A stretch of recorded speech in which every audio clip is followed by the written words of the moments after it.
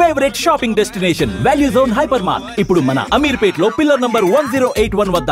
Welcome to I dream. So నేనైతే ఈ రోజు మన బిగ్ బాస్ లో పవన్ కళ్యాణ్ గేమ్ ఎంత బాగా ఆడుతున్నాడో తెలుసు కదా. సో 15 days అగ్ని పరీక్షలో విన్ అయ్యి బిగ్ బాస్ రియాలిటీ షోలో కూడా వచ్చేసాడు. ఆల్మోస్ట్ 2 weeks కంప్లీట్ అయిపోయి 3rd week కి కూడా వచ్చేసి. సో మరి అసలు వాళ్ళ ఫ్యామిలీ ఎలా ఉంటుంది అండ్ ఆర్మీ నుంచి లీవ్ ఎన్ని డేస్ అసలు ఇచ్చారు అండ్ అంత చిన్న ఏజ్ లో ఆర్మీకి వాళ్ళ డాడీ ఇష్ట ప్రకారంగా పంపించారని మన ఇంటర్వ్యూలో చెప్పాడు కాబట్టి. అండ్ వాళ్ళకి ఒక చిన్న పాన్ షాప్ ఉంది అండ్ ఇక్కడ అంకుల్ షాప్ లోనే ఉన్నారనమాట. సో అంకుల్ తో కూడా మాట్లాడి అసలు ఆర్మీ అనేది ఎందుకు అంత ఇంట్రెస్టెడ్ గా ఆర్మీకి పంపించాల్సి వచ్చింది పవన్ కళ్యాణ్ ని. అండ్ అలానే అగ్ని పరీక్షలో 15 days చూసారు కాబట్టి అండ్ ఇప్పుడు కూడా బిగ్ బాస్ హౌస్ లో చూస్తున్నారు కాబట్టి సో ఎలా ఫీల్ అవుతున్నారు, ఎలా ఉంది, ఇవన్నీ తెలుసుకుందాం. సో నాతో పాటు ఫాలో అయిపోండి. అంకుల్ ఎలా ఉన్నారు? బాగున్నారా? సో పవన్ కళ్యాణ్ ని చూస్తున్నారా టీవీలో? చూస్తాను. నేను ఇంటర్వ్యూ మీ అబ్బాయిని చేసినప్పుడు తమ్ముడు ఏం చెప్పాడంటే, అక్క నేను ఇంకా మంచి ఏదైనా జాబ్ చేయాలనుకున్నాను కానీ మా నాన్న ఇష్ట ప్రకారంగా నేను ఆర్మీలోకి వెళ్ళాను అని చెప్పారు. మాది ఎక్కువ పోలీస్ డిపార్ట్మెంట్, మా బాబాయ్ పోలీస్ డిపార్ట్మెంట్, మా అన్నయ్య పోలీస్ డిపార్ట్మెంట్, మా అబ్బాయిని కూడా పోలీస్ డిపార్ట్మెంట్ లో చూడాలని నా మొదటి నుంచి మా నాన్నగారు కూడా మా మనవను కూడా మీరు చేయరాని చెప్పడం జరిగింది. ఆ దీంట్లో వాడిని పెంచవచ్చు. సో మొత్తానికైతే ఎంత మంచి రెస్పెక్ట్ వచ్చింది చూసారా మీరు? చూసాను. అగ్ని పరీక్షలో ఎలా ఆడాడు చూసాను. వాడికి యాక్టింగ్, తమ్ముడికి యాక్టింగ్ అంటే చాలా ఇంట్రెస్ట్ అంట కదా. వాడికి ఇష్టం, మాకు చెప్పాడు, మాకు జాబ్కి వెళ్ళ కూడా అన్నాడు. వెళ్ళను అంటే ఏది ఏమైనా సరే నువ్వు జాబ్కి వెళ్ళాల్సిందే, నువ్వు తాడు పట్టుకో, అదే నీ అదృష్టం బాగుండి తగిలితే అటు నుంచి నీ ఇష్టం ఏదైనా చూసుకో, నా ఉన్న స్తోమతలో నువ్వు జాబ్ సంపాదించుకొని నీ డబ్బుతో నువ్వేం చేసుకుని ఇష్టం, నా కర్తవ్యం నా ధర్మం ప్రకారం నేను చదివించాను, నువ్వు జాబ్ కొట్టిన వరకు కొట్టి నువ్వు ఎక్కడికి వెళ్ళిపోయినా నాకు అభ్యంతరం లేదు. సో ఇప్పుడు మరి 1 year మాట్లాడలేదంట మీతో జాబ్కి వెళ్ళిన తర్వాత? 1 year అమ్మా, 1 year 14 నెలలు.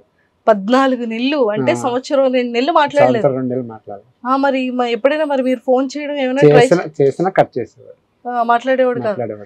అంటే మనసులో అంత కోపం పెట్టుకున్నాడు? చాలా కోపం. ప్రేమ అలాగే ఉంటది, కోపం అలాగే ఉంటది, అది మాత్రం బాగా ఉంటుంది. సో ఇక్కడ ఎప్పుడైనా సెలవులకు వచ్చేటప్పుడు మీకు హెల్ప్ చేస్తూ ఉంటాడా? వస్తాడు, సెలవులకు వచ్చినా సరే ఎక్కువ వాళ్ళ తమ్ముడితో ఏదో చెప్పాలని చెప్తాడు, వాళ్ళ అమ్మతో ఏదో మాట్లాడుతాడు, ఏదో 2 నిమిషాలు బాగున్నావా అంటాడు, ఏదైనా చెప్తే ఆగితే రా అంటాడు, వెళ్ళిపోతాడు. మళ్ళీ ఫ్రెండ్స్ తో తిరుగుతాడు, మళ్ళీ వచ్చిన 15 రోజులు 1 నెల రోజులు కూడా కనీసం పావుగంట కూర్చొని మాట్లాడే భోజనం కూడా మాత్రం కూర్చొని చేయడు. ఎందుకని?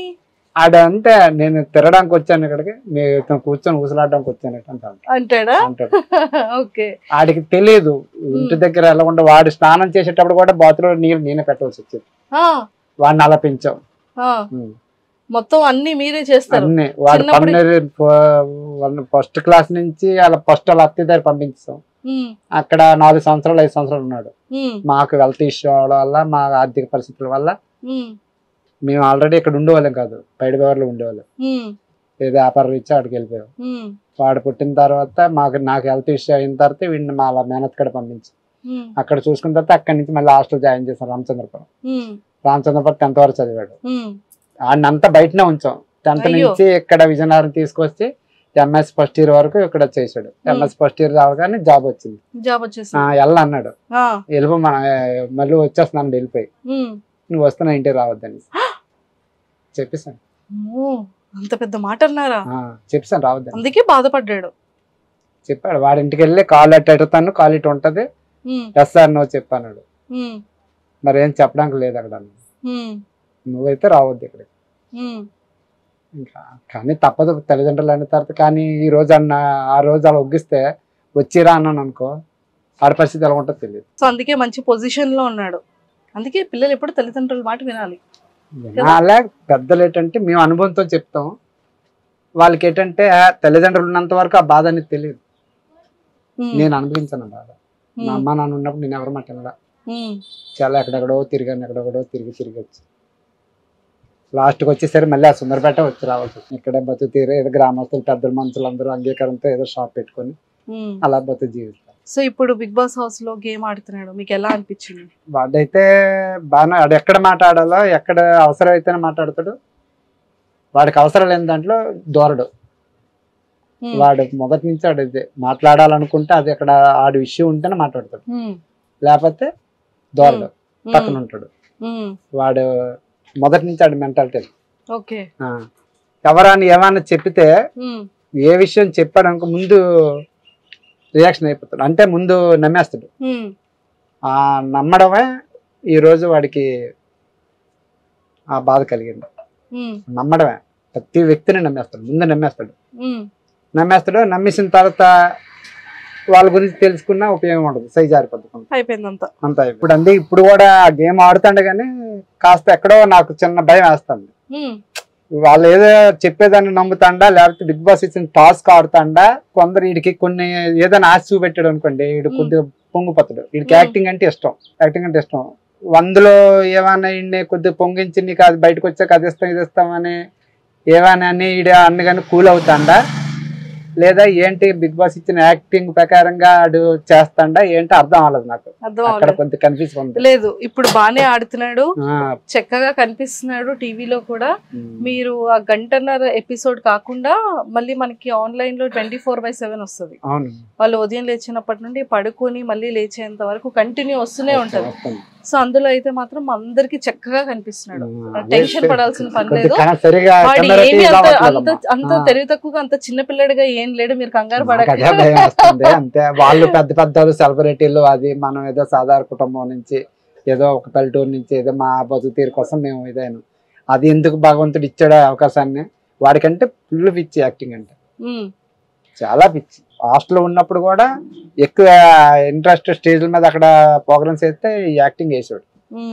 వాడికి అవార్డు కూడా ఇచ్చారు అక్కడ. అబ్బో ఎక్సలెంట్, సూపర్ సూపర్. రామచంద్రపురంలో ఆ సారు వీడంటే ఆ సార్లు అందరూ పొంగిపోతారు, అంత దీని ఉంటారు. సో చక్కగా కనిపిస్తున్నాడు, చక్కగా ఆడుతున్నాడు. సో మీరైతే హ్యాపీ కదా? హ్యాపీ అమ్మ, నాకైతే హ్యాపీ. ఏ హ్యాపీ అయినా వాడు దాని కొద్ది భగవంతుడు ఎంతవరకు తీసుకెళ్తాడో వాడిది వాడే, నాది. ఇప్పుడు నేను డ్రైవర్, యాక్చువల్ అయితే నేను డ్రైవర్ని. డ్రైవర్ శక్తి తగ్గిపోయింది, రోడ్డు మీద మరి తిరిగే ఓపిక లేదు కాబట్టి గ్రామస్తుల పెద్దలతో సహకారంతో ఏదో షాప్ అడుగు స్థలం అడుక్కొని షాప్ పెట్టుకుంటాను. ఏదో మా తల్లి ముగ్గురం బతుకుతాను చాలు. మానవటాలకి ఇది బాస్. రిటైర్మెంట్ 45 years, ఇక నుంచి పరిగెట్టలేము, ఏది చేద్దామన్నా చేయలేము, తినడానికి గడిచిపోతే చాలు అంతే. సంపాదించింది మోసుకెళ్ళిపోలేము. మరి మీకు పవన్ కళ్యాణ్ ఏం పంపించట్లేదా? వాడు ఇస్తాడు, వాడు నేను తీసుకోను కదా. మీరు తీసుకోరు కానీ పాపం ఇంట్లో వాళ్ళ మమ్మీకు ఎవరికో ఏది వాళ్ళ అమ్మకి వాడు ఇచ్చుకుంటే ఇస్తున్నా, నాకు అవసరం లేదు. నా కష్టార్థం నాకు అంతే. వాడికి పెళ్లి చేసే వరకు నా కష్టార్థమే. మా అమ్మ బాబు మా తాతమ్మ సంపాదించింది, వాడి పెళ్లికి నా డబ్బులతోనే చేస్తాను తప్ప ఆ డబ్బులతో నాకు అవసరం. అమ్మో సూపర్ సూపర్ సూపర్. మరి ఓట్స్ ఏమని చెప్పారా ప్రేక్షకులందరికీ? ప్రతి ఇక్కడ మా ఉత్తరాంధ్రలో ప్రతి ఒక్కరు వాడు మాట్లాడేది. మా ఉత్తరాంధ్ర ప్రజలు, తెలంగాణ ప్రజలు, ఏపీ ప్రజలు అందరూ కూడా వాడిని ఆదరించారు. చాలా వాళ్ళందరికీ ఆల్రెడీ ఇది పెట్టాను, ఇంకా అలాగే చూస్తారని అందరికి ప్రజలందరికీ నేను హృదయపూర్వకంగా నమస్కారం దానం పెట్టుకుంటాను. అలాగే ఇక్కడ ఊర్లో ఎవరైనా అంటున్నారా మీ అబ్బాయి బాగా ఆడుతున్నాడు, టీవీలో కనిపిస్తున్నాడు అని చెప్తాను, చాలా మంది చెప్తాను. అప్పుడు ఏమనిపిస్తుంది మీకు? ఏమనిపిస్తుంది, కొద్ది దీని ఆనందంగా ఉంటది కానీ నాకు మనసుకు నచ్చదు. అక్కడికి వెళ్ళిపోతే బాగుండు, మళ్ళీ ఉద్యోగానికి మళ్ళీ ఏం ఆలోచిస్తాడో నాకు భయపడుతున్నారు. గవర్నమెంట్ అనేది అదొక తాళ్ళ బలం. ఈ యాక్టింగ్ అనేది హిట్ అయితే డబ్బులు వస్తాయి, హిట్ కాకపోతే మామూలు లేదు. ఆ సెలవులు ఉన్నాయంట, ఆ సెలవుల ప్రకారంగా ఆడుకొని మళ్ళీ వెళ్ళిపోతాడు. అటు నుంచి వాడికి ఏమైనా ప్రెజర్ ఉంటది, అటు చాలా మంది సమాధానం చెప్పుకోవాలి. అక్కడ సెంట్రల్ ఏం లేదు, చక్కగా లీవ్ ఇచ్చారు, అక్కడ వాళ్ళందరూ టీం వాళ్ళందరూ చూసుకుంటున్నారు. సో హ్యాపీగా ఆడుకుంటాడు, తర్వాత మళ్ళీ వెళ్ళిపోతాడు. మీకు ఆ టెన్షనే లేదు. చెప్పాడు నేను వెళ్ళిపోతాను డాడీ, మా సెలవు పెట్టుకోవచ్చు అన్నాడు. సరే అమ్మా పెట్టుకో కాదని అనలేదు. సరే నీ యాక్టింగ్ ఇష్టం అన్నా కదా, అది భగవంతుడు తగిలింది వెళ్ళు అంతే. ఏదైనా కష్టమైన నష్టమైన నువ్వే భరించాలి అని చెప్పేసాను. సరే డాడీ అని వాడి ఇష్టం పరంగా ఇప్పుడైతే ఒగ్గాను అంతే. వచ్చేస్తాడు చక్కగా, మళ్ళీ హ్యాపీగా మళ్ళీ వెళ్ళిపోతాడు జాబ్ కి. ఓకేనా? Okay, thank you. Bye uncle, thank you.